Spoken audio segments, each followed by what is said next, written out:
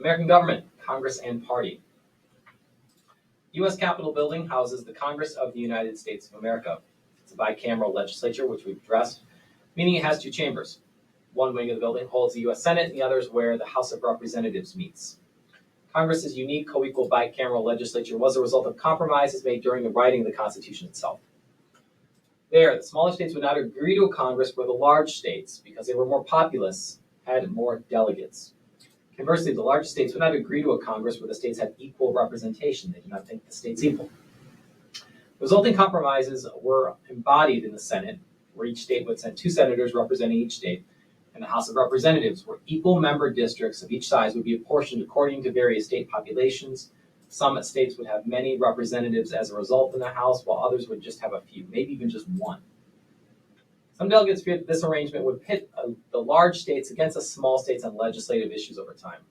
But as it's happened over the course of American history, that concern has actually very rarely arisen. Instead, the typical division in Congress of the United States is around political party. Political parties were not in existence when the Constitution was written, but shortly thereafter, as the Constitution was being ratified, it became a part of the American political system as factions. And since the divisions within Congress, splits within Congress, have occurred largely around these party divisions. Seldom has that been more obvious than in recent years. Our parties today are far apart on issues and deeply deadlocked within Congress. Even absent party divisions, Congress is a fragmented institution. It has two co-equal chambers, and its members have a power base in their state or district, which makes them free agents to a considerable degree. So what holds Congress together? What brings these members together? What serves as the glue that binds these bodies?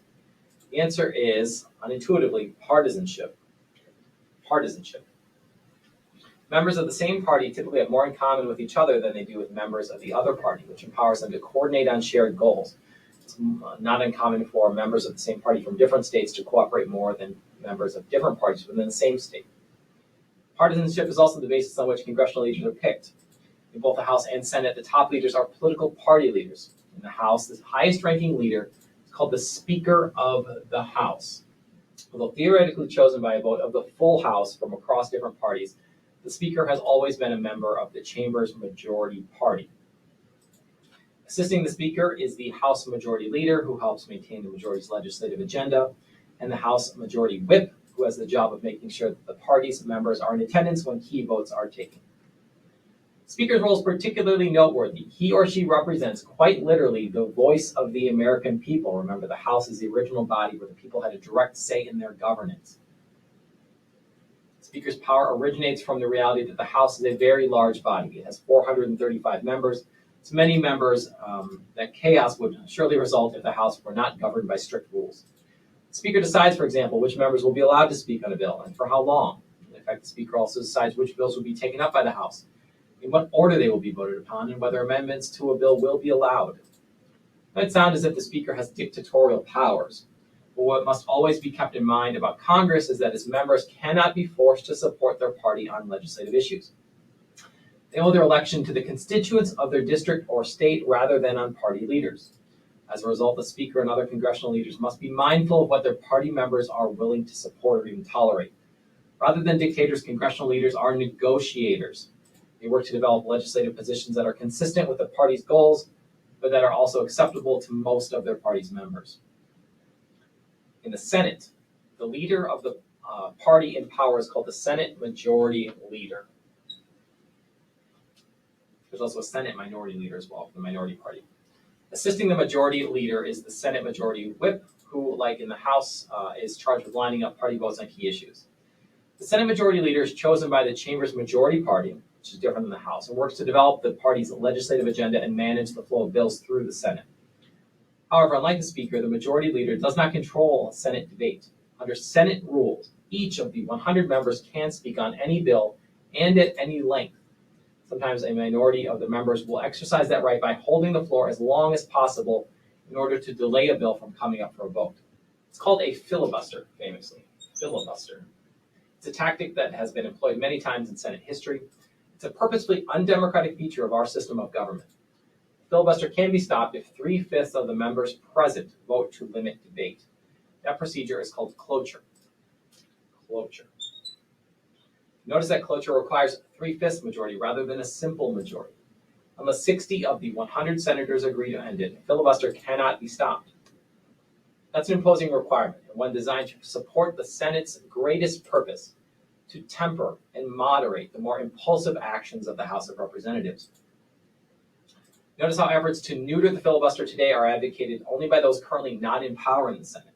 They imagine their short-term policy goals are somehow more important than the Senate's historical role as a vital check against human intemperance. But I digress. Like I said, the minority party also has its House and Senate leadership. There's a minority leader and a minority whip in each chamber. Their roles are comparable to those of the majority leader and whip, but they're in a less powerful position because their party has fewer members. Political parties are also the basis on which Congress's standing committees are organized. Most of the work in Congress is done through these standing committees, such as the House, Senate, Ag committees. Each standing committee is headed by a chair who's chosen by the majority party and is a member of that party. The majority party also has more seats on each committee than does the minority party, by merit of just having more members of their party. This arrangement allows the majority party members to control committee action. If they're united, they have the votes to determine a bill's provisions and whether the bill will be submitted to the full chamber for a vote. Simple majority is all you need to move legislation along within both houses. In these various respects, Congress resembles other national legislatures, which are also organized along party lines. So what makes our Congress unusual is that its members are not bound to their party. Unlike party members in most other national legislatures, they cannot be forced to support the party on key issues. Their base of power is not the national party, but the constituents that sent them to D.C., citizens of their state or district. They can get away with frustrating their party leaders as long as they retain their constituents' support. Because members are relatively free agents, the role that parties play in Congress depends on whether a party's House and Senate members share the same policy goals. If they share the same goals, they will work together to try to achieve those policy aims or work together to stifle policymaking from others they see as undesirable. On the other hand, if they differ widely in their policy goals, despite being a member of the same party, party leaders will have difficulty getting them to work together. That was the case for much of the 20th century. Rather than being united, the congressional parties were factionalized. The Democratic Party had a liberal wing consisting of its northern members and a conservative wing made up largely of its southern members. Similarly, the Republican Party across the 20th century had a progressive wing consisting largely of members from the Northeast and Upper Midwest, and a conservative wing largely of members from other parts of the country, the West and the South. These ideological differences were large enough that lawmakers from the same party frequently voted in opposing ways. You had Democrats voting for legislation in one part of the country and Democrats voting against that same piece of legislation if they were from a different part of the country, and vice versa with Republicans. For example, we can look to the vote on the landmark 1965 Medicaid Bill, which provides government-paid health care for low-income individuals and families. The bill is introduced in Congress by liberal Democrats with the backing of Democratic President Lyndon Baines Johnson. At the time, the Democratic Party had a huge majority in Congress, partly as a result of the national response to JFK's assassination. The Democrats were very popular after Kennedy's assassination. But the Medicaid bill passed both houses with votes to spare. Consider the votes of the different party factions that it took to pass. In the Senate, for example, only 61% of Democrats from the South, the party's conservative stronghold, voted for the bill, compared with 98% of Democrats from outside the South. On the Republican side, 82% of senators from the Northeast and Upper Midwest states, the party's progressive stronghold, voted for the bill, compared to only 19% of Senate Republicans from other states out west. It may have been a Democratic bill with national implications, but Medicare passed along regional lines, not party lines. Such divisions in Congress were relatively common as recently as about 50 years ago. Congress was not an institution where one party's members lined up against those of the other party. Place, the regional differences, played an outsized role. That is not currently the case, due in part to changes set in motion when Northern Democrats took the lead in pushing the 1964 Civil Rights Act through Congress. Their chief opponents were not Republicans, but instead it was their fellow Democrats, those from southern states. The Civil Rights Act of 1964 was one of the most bitterly contested bills in the history of the United States Congress. Southern Democrats used every legislative tactic imaginable, from blocking action in committee to a Senate filibuster, in their effort to defeat the Democratic bill. It took nearly a year for the 1964 Civil Rights Act to make its way through Congress. Its final passage reshaped the nation's politics, a reality that President Johnson recognized at the time. In signing the Civil Rights Act into law at the signing ceremony, Johnson turned to an aide and quietly said, "I've just signed away the South for a generation." The South, which had voted solidly Democratic in every election since well before the Civil War, remember, Democrats were the party of secession, began to move away from the Democratic Party. Today, it is the Republicans who have a clear electoral edge across the southern states. The party's fortunes in the South have been totally reversed. An effect of this change, which is attributable also to other issues such as abortion and federal spending, has been to make the Republican Congressional Party more uniformly conservative. It now includes Southern conservatives as well as its traditional conservatives from other parts of the country. For its part, the Democratic Congressional Party has become more uniformly liberal.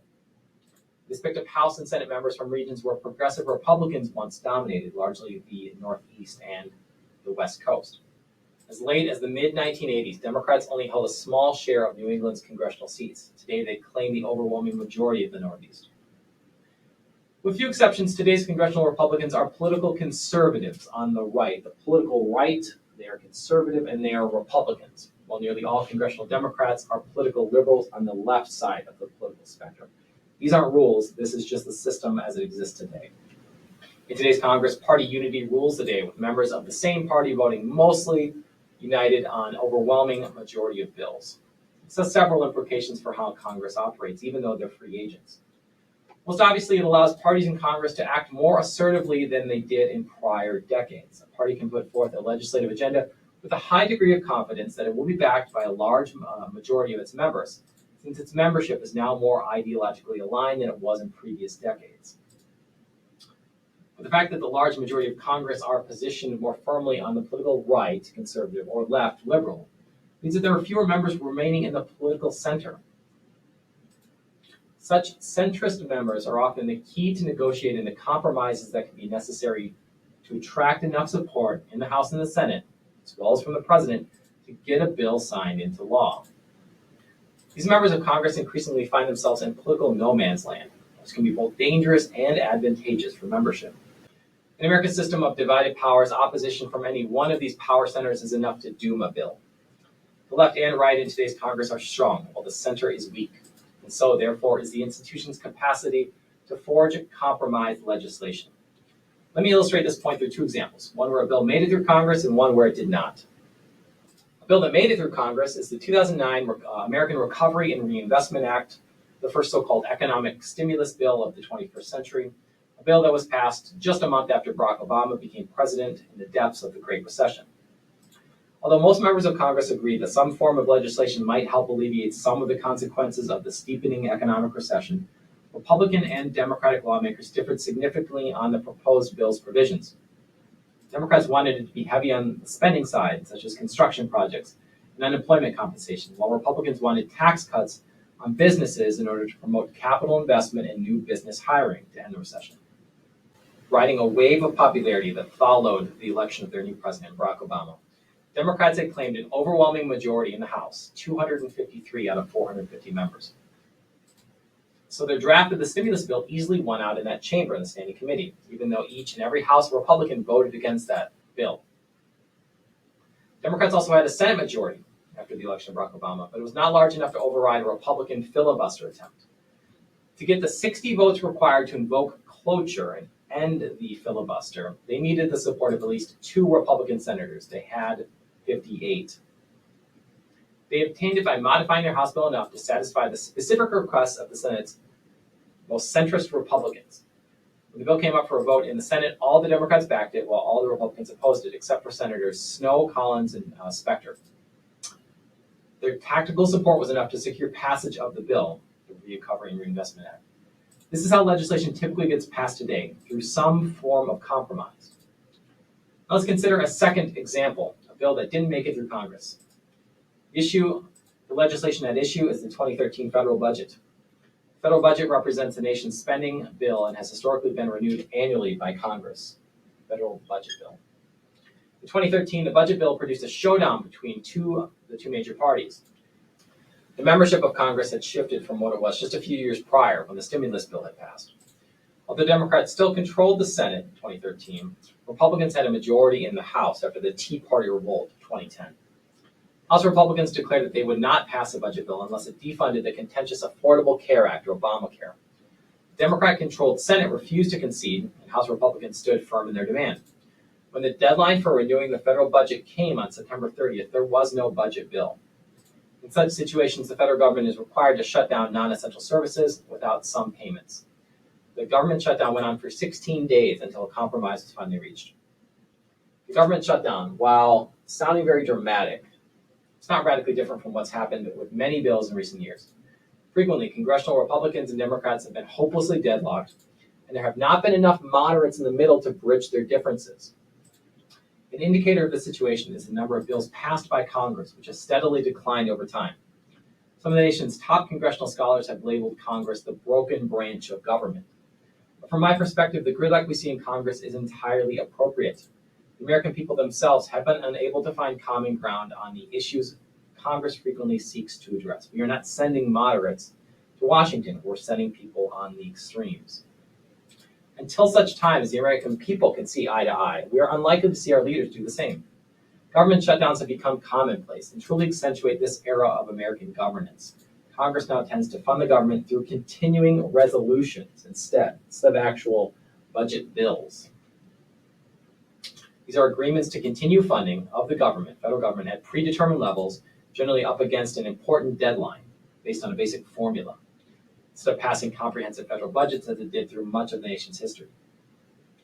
At some point in the future, the partisan gridlock we have known, I have known all my life in Congress, will soften, and the institution will operate more like it has traditionally. Let's consider how Congress works in a more typical governing climate in the hopes that it will do so again. Congress has historically had difficulty taking the lead on broad issues of national policy. The leadership on most major policies, from the 1964 Civil Rights Act on through today, has not come from Congress, but from the presidency. Why is that true when Congress, not the president, has the constitutional authority to actually write laws?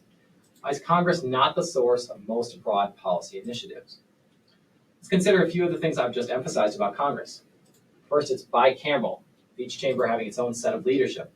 Congress alone does not speak in one voice, although it is the voice of the people. And the voices elected to speak might disagree on the particulars of a given policy, even when one party controls both chambers of Congress. And it's virtually certain the House and Senate won't see eye to eye if they're controlled by different parties, which is frequently the case, divided government. And again, members of Congress are free agents. They can be told how to vote on legislation. With 100 members in one chamber and 435 in the other, you can be sure they'll disagree, sometimes fundamentally on major policy issues. Such features make it hard for Congress as a whole to lead on broad policy initiatives. The presidency, vested in one person, is obviously better suited to such leadership. Executive power is constitutionally vested in a single person, the president. Unlike congressional leaders who must negotiate with other members to develop a position on a bill, the president can personally choose a course of action with or without the support of his cabinet or vice president or even the people. President George W. Bush put it plainly once when he said, "I'm the decider." The tendency for presidents to lead on policy initiatives does not mean that Congress will accept what the president proposes, even if they're in the same party. It may reject a proposal outright, particularly if the president is from the opposite party. On the other hand, when a presidential proposal is somewhat close to what a congressional majority finds acceptable, it serves as a starting point for legislative negotiations, since the president is not likely to later veto legislation he or she has voiced support for. That may be considered hypocritical. If the president voices support for a policy initiative, he or she is effectively giving Congress the green light to take action and provided a legislative template Congress can follow. I don't mean to suggest that Congress never takes the lead on broad issues of national policy. Congress assumed almost total command, for example, with the post-Civil War Reconstruction Acts aimed at reunifying our war-torn country and protecting the civil rights of newly freed blacks. Nearly a century later, Congress led the effort in crafting the 1996 Welfare Reform Act, saving the American people untold billions of dollars and putting more of our citizens on the path toward productivity and dignity. More recently, Congress assumed clear leadership in passing the multi-trillion-dollar Coronavirus Aid, Relief, and Economic Security Act in the early days of the COVID-19 pandemic. But such examples are the exception. Ordinarily, Congress struggles when it tries to lead on broad policy issues. On the other hand, Congress is superbly organized to deal with narrow problems, mostly through its committee system. The system enables Congress to tackle scores of smaller bills at once, simultaneously, because they're distributed among its various committees. As the Agricultural Committee is working on bills related to foreign policy, the Armed Services Committee can be working on new bills affecting the military, while the Financial Committee is tackling bills dealing with bank regulations or cryptocurrencies. In fact, it would be difficult to conceptualize a body that's better designed than Congress, than the American Congress, to work across a range of narrow issues simultaneously. Little legislatures is how Woodrow Wilson, who was a political scientist before he became president, described Congress's committee system. Each committee has authority to call hearings on bills, to modify bills, and to recommend them for passage to the full chamber. In stark contrast to political grandstanding that plays out across our television and social media 24/7, congressional committees are the place where most of the work of Congress actually gets done, quietly, away from the spotlight. Allow me to offer some concluding remarks on the structure and functions of Congress. Every member of the House of Representatives faces election every 2 years, which can shift power in the House very quickly. Such a design ensures public sentiment makes its way into the federal government directly, straight from the people, and into the halls of power in Washington. And importantly, even though we talked about representatives overwhelmingly winning re-election at a rate of 80 or 90%, it's important to remember that all House members are up for re-election every time, every single 2 years. So the American people have an opportunity to rewrite the map, the House map. Currently, each member of the House represents roughly 750,000 Americans. There's a good chance you could shake hands, make small talk with your House representative, or pitch your idea or concern to a member of his or her staff if you wish to do so, particularly when Congress is not in session. Your representative likely has an office within comfortable driving distance of where you live. House districts are apportioned by population. The once per decade census outlined and required by the United States Constitution, the count of the people, is completed every 10 years in part to ensure congressional district maps remain relatively equal and balanced according to where the U.S. population actually lives at any given time. People are constantly moving. We need equal districts in the House of Representatives. After the 2020 census, California lost one of its 53 House seats as a result of losing proportionally some of its share of the total American population. More people moved out of California than moved in. States that gained relative population, like Oregon and Colorado, secured new House seats lost by others. There's 435 and they're divided. Texas actually gained 2 seats, for instance, moving from 36 to 38 in the 2022 midterms, and up from 30 seats in the year 2000. For context, Iowa only has 4 representatives and Wyoming only has 1. The other co-equal branch of Congress, the U.S. Senate, is designed very differently. Its purpose is to represent the interests of the individual states themselves, not just the will of that state's voters in any election cycle. This reality is often lost on Americans today, but it is reflected in the method of the Senate's original election as written in the Constitution. The body was not chosen by the people, but by the state legislatures themselves. The people already had a voice in the House. Pro-democracy wave propelled by so-called progressive politicians in the early 20th century, concerned about the potential for corruption, secured the ratification of the 17th Amendment to the U.S. Constitution, which required states to directly elect their senators. To me, this represents a consequential break from the vision laid out by the founders and introduces a totally undesirable element, partisanship, into the very representative body designed to resist it. The House was designed to give a voice to the American people and was refreshed every 2 years. The Senate, the body where those people exercised judgment, every 6 years. But I digress. Senate's members serve 6-year terms, 2 years longer than the president. And elections are staggered by state to minimize turnover. 1/3 of the Senate is up for re-election every 2 years. So 2/3 of the body of the Senate will remain in office after each general election. Each state sends 2 senators to Washington, and there are no U.S. Senate districts. Both senators in each state represent the state as a whole equally. All senators are equals. The 2 senators from Texas have no more power than do the 2 senators from Iowa or Wisconsin, despite the vast differences in population size, diversity, and total economic output between the 2 states. In short, the U.S. Senate is the greatest deliberative body in the world. Decorum is prized. Respect is afforded. Everyone can speak plainly and freely. You often need 3/5 of the body on one side of an issue to take action on it. The Senate exists as a check against a sometimes intemperate and chaotic House, and generally takes a more cautious and slower approach to governance. The founders listed the powers of Congress first in the Constitution for a reason, Article 1. They also put no limits on the number of terms any person could serve in either the House or Senate. Within the intentional bicameral structure of Congress, the American people are afforded wide latitude and how they choose their representatives. Congress benefits when a balance of voices is heard at the highest levels of governance. We are a republic, not a democracy, but Congress possesses a voice strong and loud enough to represent the interests of the American people, should they choose to use it.